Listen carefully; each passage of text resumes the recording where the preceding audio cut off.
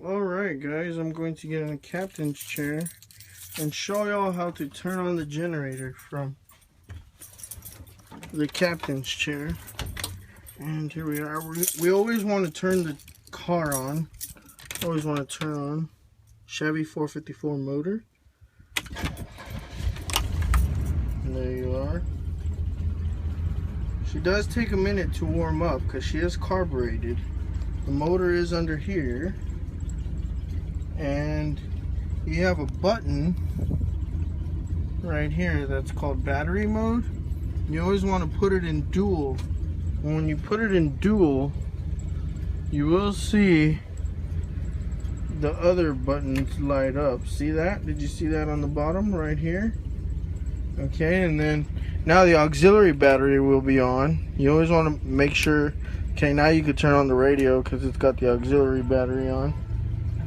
And then you have this button to turn on the generator. We're going to turn it on and just push button start.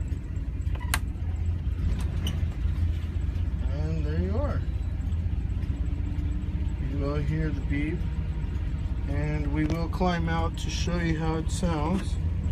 She runs perfect, 315 hours. And again, it is Friday. Friday, 5/29. It is approximately 4:40 p.m. We're going to climb out of the RV. Drive it on.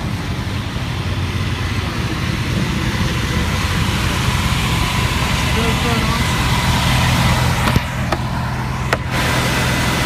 awesome. Turn it off from right here with that button right there. Maybe you can do it from the inside.